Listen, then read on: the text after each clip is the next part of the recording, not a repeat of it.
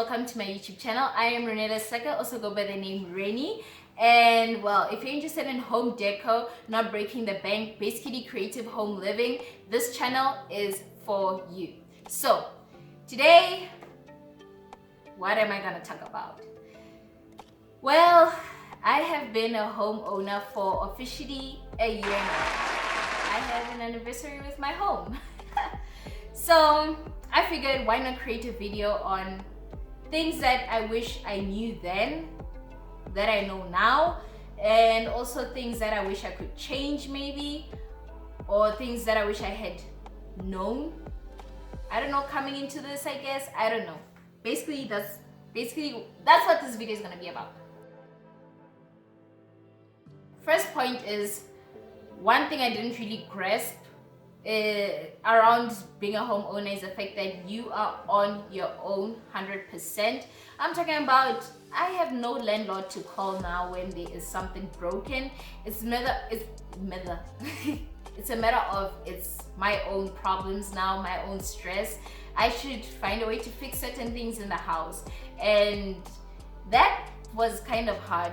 I don't want to lie, a couple of things broke in the house, and I thought to myself, oh, why can't I just easily call, my landlord and have them fix it instead from their pocket and make it right, as opposed to me having to be the one that actually takes it out of my pocket and fix things and make things right myself. So that's the first thing that I'll say is a bit of a downer, and something that I had to, adjust to, whether I like it or not, that there is no landlord that's coming to save me or help me or anything like that. I am the landlord, basically. But two is something that I have to always constantly bear in mind and keep in mind, is that my house is an investment. So with that being said, how I fix things in my house matters, and how I change things up in my house also matters, because what I want to do is never over invest into my house, in a sense that most people always fall for the trick of over investing. You will change up your house, spend so much money on renovations, only to find that if you're actually to sell that house, the maximum you can sell that house for is a certain figure, and if you went over that figure by your renovations, you actually end up losing money. So yes, invest in your house, renovate your home, and make sure that you can get the top dollar in your house. If you're going to top dollar, I watch a lot of HGTV, you can get the top money for your house, the top buck, the top rent for your house. But however, you need to make sure that you're getting the top rent for your house as much as you actually put in, or more than that, as opposed to putting in so much into it and then not having that returned back to you. But also, other than that, I also have to remember that it's an investment, in the sense that I cannot take short corners or shortcuts into certain situations, because you don't want to end up, for example, say you decide you're gonna tile a room yourself and you have no tiling experience. Next thing you know, you do a poor tiling job. Obviously that's gonna decrease the value of your home, should you want to sell it or anything like that. So that is something that I always have to constantly battle with, between being a DIY person and also being a person that wakes up and realizes you need a professional to do certain things for you, because at the risk of doing it wrong, you might risk losing a lot of money in your house.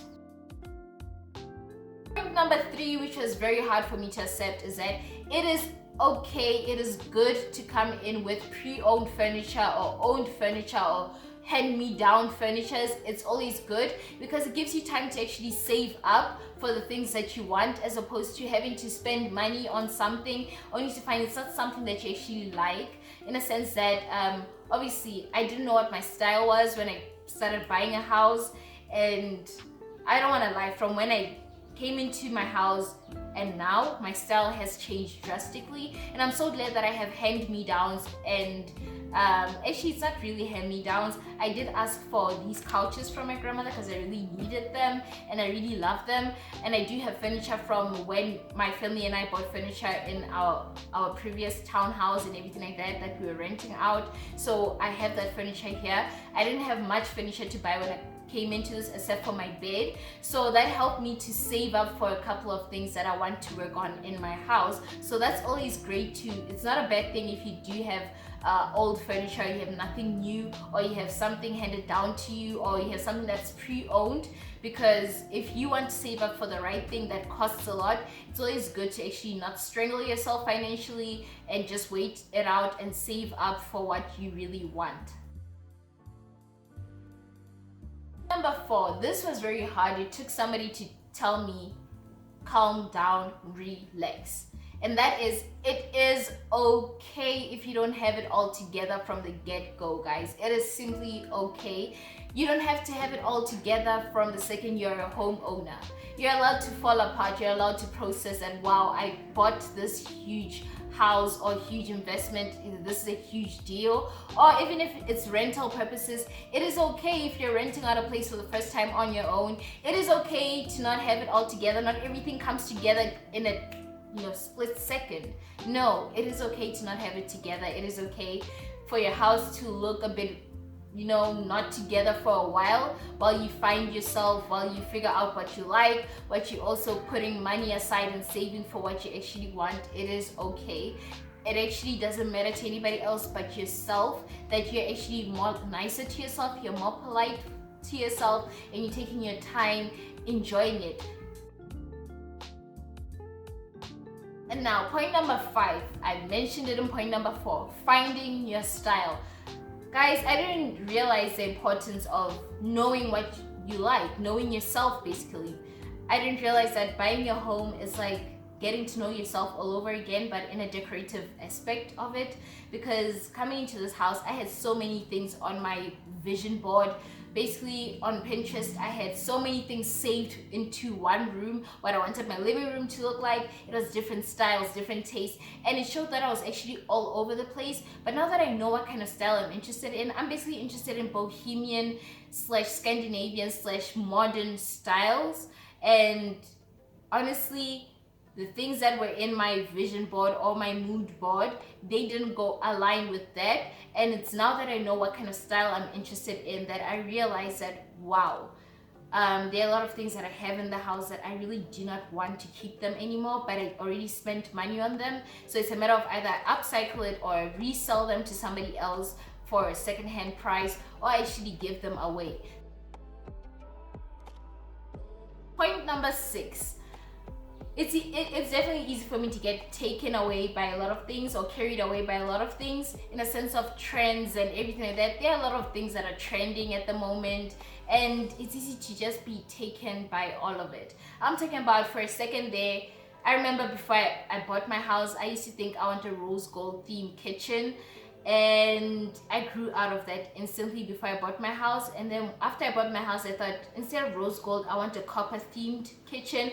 But now that I actually know my style and I know what kind of things I truly love, I have copper canisters and everything like that now, sugar basins and everything like that I already bought. But however, thinking about the renovations that I want for my kitchen, I don't want the copper tones anymore. So it's very difficult for me to restrain myself and think, when I'm buying something or when I'm making decorative decisions, am I actually going with the flow of something that's trending, or do I really love it? Is this something that I'm going to enjoy in the long run of having it years down the line? Will I still want to keep something like this going on for myself, or would I want to change it? So it's something that I have to constantly balance out, that, okay, why do you like this thing? Would you like it 2 years down the line? Would you still feel the same way? Or is it something that's temporary, that's just, going with the flow of everything that's coming in and coming out of trend? Point number 7. This is something that I didn't really come to terms with in coming into buying a house. Basically, something that motivated me to also buy a house, the fact that I wanted to finally live by myself and be by myself, because I don't know how to be by myself. I've literally been living with family since I was born. So when I moved to Gauteng, coming to my starting flight school, I moved with my mom, guys, and I moved into my grandmother's house. Even after moving out of my grandmother's house, we as a family started renting out a townhouse, and we're still living as a family. We moved out of a townhouse into an apartment as a family, and I felt like, you know what, I want to finally be by myself, learn what it feels like to be on my own. So when I bought my house, my mom said, you know, it'll be nice if you adjust into your new home with your siblings, which is a very great idea, because now when I'm left by myself, I have the sense of feeling, you know, I don't want to say lonely, but I don't know how to be by myself for days on end. And literally I have been left for about, I think, 5 days by myself, and I don't know how to be. I don't know how to enjoy my time. I start to work when I get home. I get work done, but I start feeling like I'm throwing myself so much into work because I'm trying to distract myself from the fact that I am alone. And it does help that I have my siblings living with me, because they also help me out in a sense of finances. Having somebody to aid you and assist you in paying for your bond, and honestly, them helping me pay for my house and my home bills and everything by paying, I guess, rent, shall I say, it makes it a whole lot easier. I save up more on groceries. I save up on the amount of money that I spend in my bond. I save a lot of money in a sense of expenses that I have to deal with, my home related expenses, and that way I have additional change in my pocket that I can put in extra money into my bond. That way I can reduce my rates, reduce the amount of money that I have to pay in the matter of the fixated contract term of me having to pay for my bond. So I'm basically reducing those years by putting in a bit of extra money. So it does actually help to have people living with you, roommates, or as you may call it, whichever way you want. It does actually help. You don't have to necessarily just jump into everything by yourself. Point number 8, something I regret not doing, and that is thoroughly inspecting my home during viewing my home and everything, so that I can get the previous house owner to fix a lot of things. And yes, obviously some things are a bit unpredictable. I'm talking about the one thing that's unpredictable was I didn't check the doors. So I didn't close and open the doors because my doors are very sensitive to humidity. When it's humid, they expand, so I can't close the doors. Some of the doors don't close the right way. You have to put your whole body weight into it to close the door or open the door or anything like that. And now as I'm speaking, my bathroom door doesn't close because of the humidity from when you're bathing and everything like that. The door has expanded to a point where you cannot close it, and on some days it expands a bit more that it doesn't, just lean on the door frame. It actually is wide open like that much, and it's a bit of a concern because should I have any guests in the house, last thing I want for them to do is go to a toilet and walk past my naked body while I'm taking a shower. So that is also an issue that I didn't check. Point number 9 that I wish I really considered was, whenever I looked at renting a place, my thing was I'm helping another person basically pay their bond, and I'm just paying their bond for them, whereas I could be investing that in myself. But guys, paying bond is not a bad thing. I wish I knew that then. It's not a bad thing paying bond. Yes, you're helping somebody pay for their mortgage, or you're helping them pay for their house, or whatever the case may be. But however, it's not a bad thing because paying bond, you have less expenses basically. Right now I'm dealing with, I pay levies, I pay my rates, I pay insurance for my home, and it's different kinds of insurances that insure different things in your home. I'm paying a lot of things that's home expenses related, as opposed to when you're renting. The only thing you're worried about basically is just your electricity bill and your rent. That's all you worry about. Your landlord has to worry about the rates, has to worry about the levies, has to worry about when fixing things that are broken, housing insurance. That's all up to them. All you have to worry about is your electricity and paying the rent. That's all you have to worry about. And it also gives you more time to be saving up on a lot of things. And if you do it for 5 years or so, you get to save a lot of money, as opposed to actually having a house. You have a lot of expenses. And I wish, I'm still young. I feel, yes, in a way, I'm glad that I bought a house when I'm young, because it's a great investment. And starting young, it's a very great startup to what I want to eventually do, which is to invest in property. But however, I feel if I waited a bit longer, it would have worked to my benefit. I feel the amount of money that I'm scrambling to save up for renovations for this house, had I taken my time to rent out a house and save with those with the money that I spend on like insurances and levies and all of that, if I had actually saved up that money for at least a year or two, coming into this house, I would have been able to just renovate everything to my liking just like that. But yet again, like I said, decorating a home is a work in process, a progress, or whatever the case may be. But however, I do feel like renting is not as bad as I made it out to be in my head. It does actually help you to save up for a lot of things when you're not spending so much on housing expenses or anything like that. So it's not a bad thing to rent at the end of the day.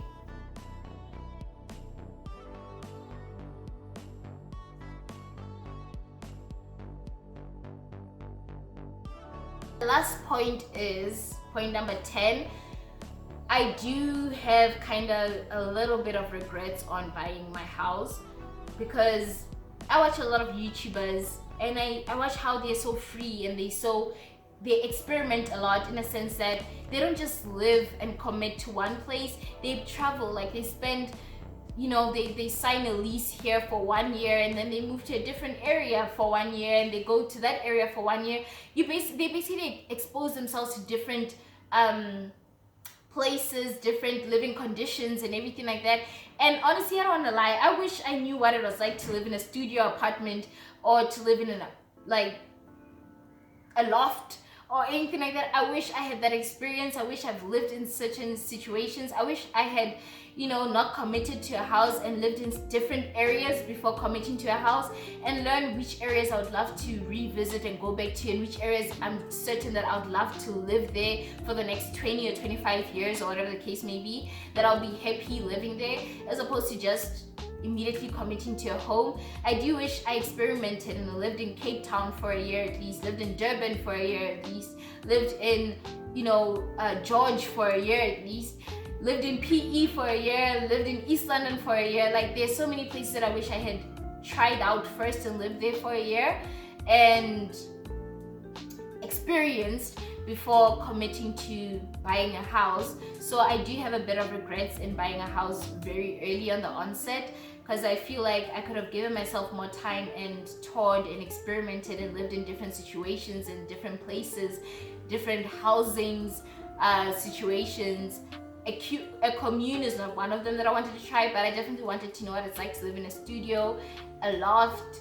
I have lived in an apartment before, but it was with siblings and it felt a bit cramped. So I at least have a townhouse experience. I do have an apartment experience. I do have a normal house experience. So I really wanted to try out studio living and also living in a loft or something like that. So I do kind of regret being committed to a house, but however, I am happy of the investment that I made. I am happy that I started off, and should I ever feel I want to do that, it will be easier for me to rent out my house and go out and actually do all of those things. So it's not really much of a train smash, but I feel like if I love living in a certain area more than another, I now have to go through the process of potentially selling my house, and for the better good of living in a place that I actually truly want to live in, now that I know what it's like living there, and I probably love it and prefer it over living here in Gauteng. So I do wish I had held off a bit, had fun, experimented, ventured out and everything like that, instead of just being, locked with the vision of not renting anymore and buying a house and all that kind of stuff. So that's all I have to say for me being a homeowner for 1 year. If you guys love this video, give it a thumbs up. If you guys have any questions of any kind, comment down below. Let's have a conversation about this. If you're already a homeowner and you're feeling the way I'm feeling, do comment down below. And with that being said, if you're not subscribed to my channel, please do subscribe, turn on the bell notification, get more home related creative home living content coming in for you. So with that being said, be kind, love and light.